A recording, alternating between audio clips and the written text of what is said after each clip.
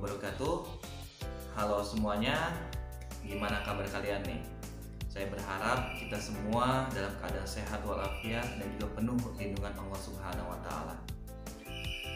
Teman-teman semua, alhamdulillah saya lihat ini meskipun PPKM tapi teman-teman semua tetap semangat untuk belajar ya. Jadi meskipun pembelajaran online, alhamdulillah teman-teman masih bisa mengikuti kegiatan belajar mengajar. Ya meskipun seperti itu ya kita tetap harus menjaga jarak ya, menjaga protokol kesehatan, menjaga kesehatan dan juga menjaga imunitas tubuh kita agar tidak mudah terkena COVID-19. Baiklah teman-teman semua, kembali lagi bersama saya Ahmad Raihan dalam channel Belajar Hukum. Pada video kali ini kita akan melanjutkan membahas mengenai hukum perizinan. Dan di video kali ini kita akan membahas 3 materi. Yang pertama ada asas-asas dari hukum perizinan, yang kedua ada bentuk-bentuk dari hukum perizinan, dan yang ketiga ada jenis-jenis dari hukum perizinan. Tanpa berlama-lama lagi teman-teman semua, silahkan tonton video ini sampai akhir untuk memperkaya keilmuan kita terkait dengan hukum perizinan. Oke, jadi stay tune dan tonton sampai akhir.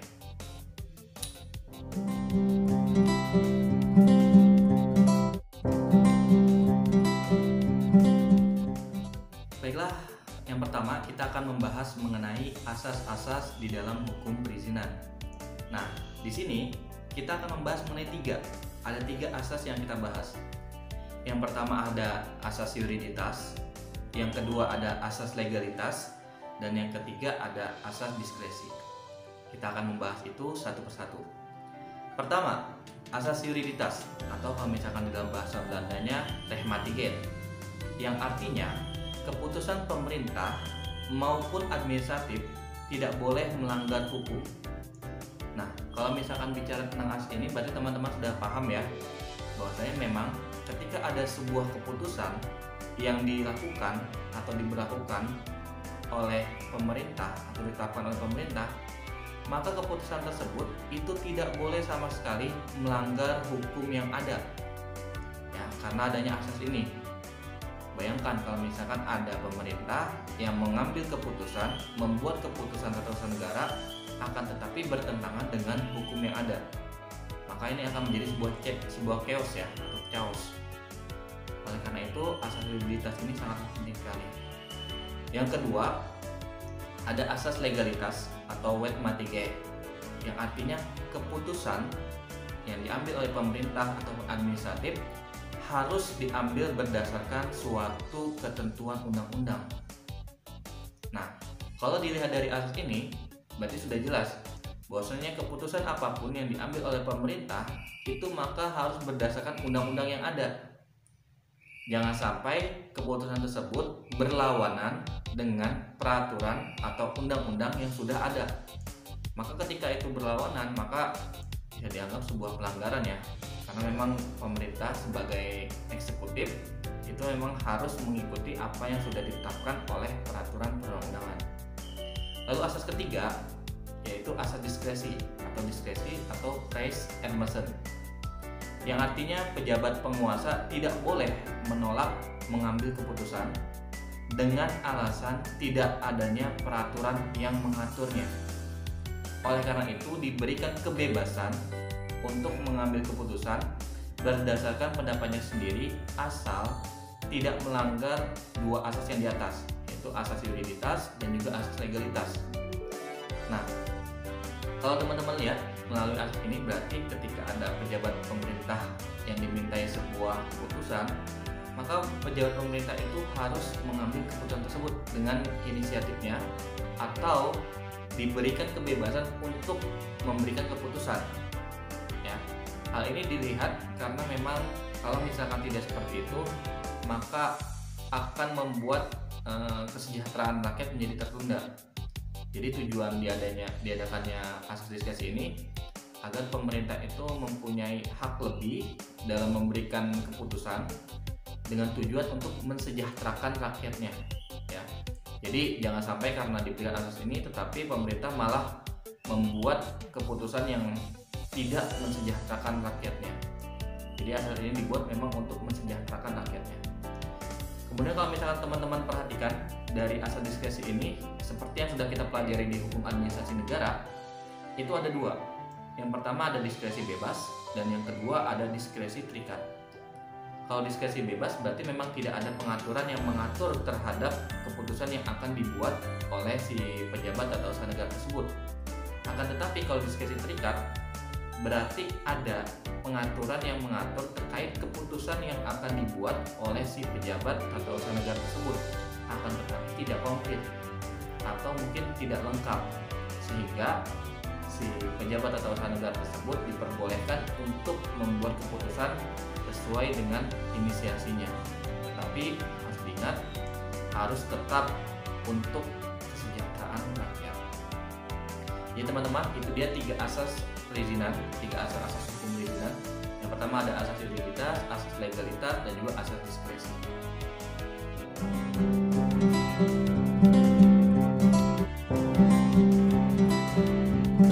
Baiklah teman-teman semua, kita lanjut ke materi kedua, yaitu bentuk-bentuk dari perizinan. Nah, di dalam bentuk-bentuk perizinan ini kita akan membahas 4 hal atau ada 4 bentuk dari perizinan. Yang pertama ada izin, yang kedua ada dispensasi, yang ketiga ada lisensi, dan yang keempat ada konsesi. Kita akan membahas itu satu persatu. Pertama dari dispensasi. Kalau misalkan kita melihat dari pasal 1 angka 21 Undang-Undang Nomor 30 tahun 2014 dikatakan, dispensasi adalah keputusan pejabat pemerintah yang berwenang sebagai wujud persetujuan atas permohonan warga masyarakat yang merupakan pengecualian terhadap suatu larangan atau perintah sesuai dengan ketentuan perundang-undangan. Nah, dispensasi ini merupakan keputusan administrasi negara yang membebaskan suatu perbuatan dan kekuasaan, suatu peraturan yang menolak perbuatan tersebut. Menurut U.F. Prince, dikatakan bahwasanya dispensasi adalah tindakan pemerintah yang menyebabkan suatu peraturan perundang-undangan menjadi tidak berlaku lagi bagi sesuatu hal yang istimewa, atau dalam bahasanya relatio legis. Nah, teman-teman semua, mungkin kalau misalkan melihat pengertian tersebut, itu ada kesamaan antara izin dan juga dispensasi. Tapi ada sebuah perbedaan, yang mana kalau misalkan dispensasi ini adalah dari awalnya itu memang melarang atau sebuah kegiatan tersebut memang terlarang. Lalu karena adanya permintaan izin diberikanlah namanya dispensasi. Akan tetapi kalau izin itu biasanya perbuatannya memang tidak dilarang, tetapi karena ada berbagai macam hal dibutuhkan persetujuan untuk melakukan kegiatan tersebut. Nah, jadi itu. Kalau misalnya dispensasi awalnya memang dilarang, tapi kalau misalkan untuk izin itu awalnya dibolehkan, tetapi perlu adanya beberapa persyaratan-persyaratan yang harus dilakukan. Oke, kita masuk yang kedua, ada lisensi. Nah, Prayudi Atmosubirjo menyatakan lisensi adalah izin untuk melakukan sesuatu yang bersifat komersial serta mendatangkan keuntungan atau laba. Lalu, lisensi itu adalah izin untuk perorangan atau perusahaan yang berpindah, yang mana dalam hal ini adalah hak memonopoli pemerintah dalam memberikan layanan. Lalu, lisensi adalah suatu izin yang memberikan hak untuk menyelenggarakan suatu perusahaan. Lisensi digunakan untuk menyatakan suatu izin yang memperkenankan seseorang untuk menjalankan suatu perusahaan dengan izin khusus atau istimewa. Jadi kalau misalkan dilihat di sini, lisensi ini lebih ke arah pemberian izin kepada perorangan ataupun swasta ataupun perusahaan untuk melakukan kegiatan yang bersifat komersial seperti jual beli ataupun yang bersifat mendapatkan keuntungan dan laba. Kita lanjut yang keempat, yaitu ada konsesi. Ini yang ketiga ya, mohon maaf. Konsesi adalah izin khusus yang diberikan kepada suatu bentuk perusahaan yang berpindah. Dalam halnya ini adalah haknya ya. Konsesi merupakan suatu izin yang berhubungan dengan pekerjaan yang besar, di mana kepentingan umum terlibat erat sekali sehingga sebenarnya pekerjaan itu menjadi tugas pemerintah.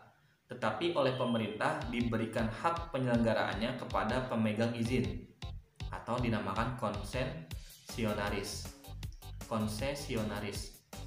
Menurut H.D. Panwitch dikatakan, bentuk konsesi terutama digunakan untuk berbagai aktivitas yang menyangkut kepentingan umum yang tidak mampu dijalankan sendiri oleh pemerintah, lalu diserahkan kepada perusahaan-perusahaan swasta.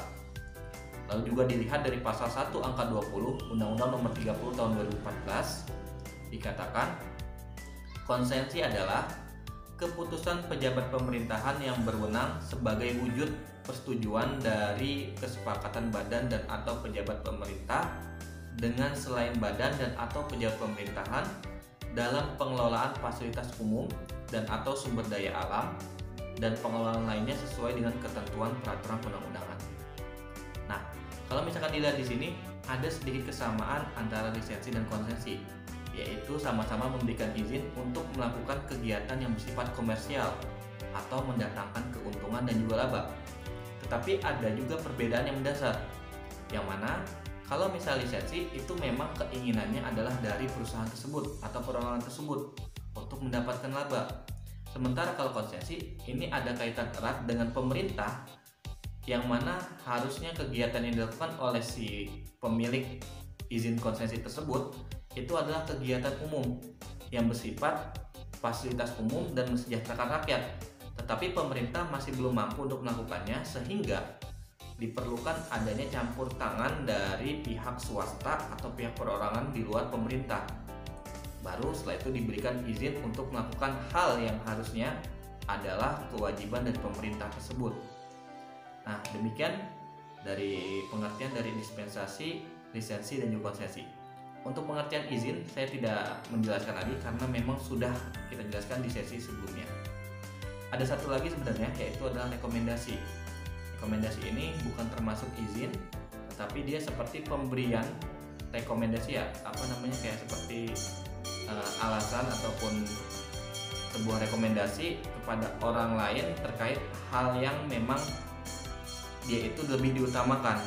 Nah, ini biasanya dari pemerintah memberikan rekomendasi kepada orang tersebut untuk lebih diutamakan mendapatkan izinnya. Nah, seperti itu untuk bentuk-bentuk izin, ada dari izin, dispensasi, lisensi, dan juga konsesi.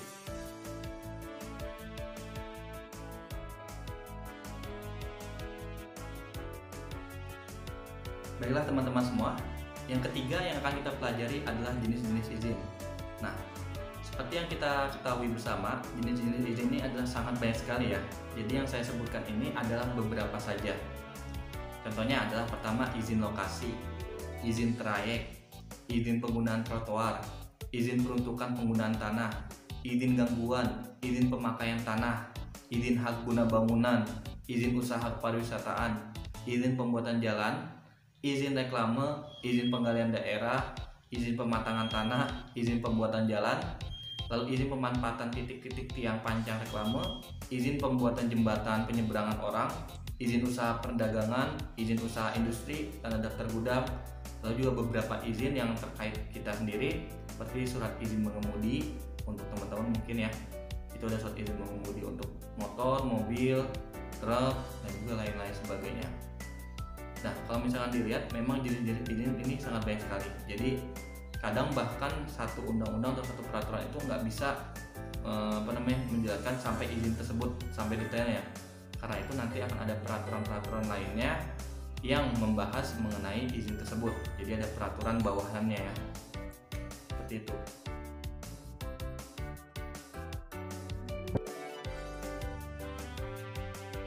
Baiklah teman-teman semua, tadi sudah kita pelajari di dalam video kali ini terkait dengan asas-asas hukum perizinan, bentuk-bentuk hukum perizinan, dan juga yang terakhir tadi kita sudah bahas mengenai jenis-jenis hukum perizinan.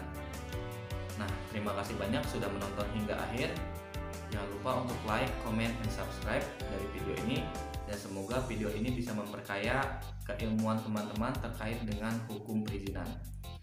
Mungkin saya akhiri untuk video kali ini. Mohon maaf kalau misalkan ada salah-salah kata.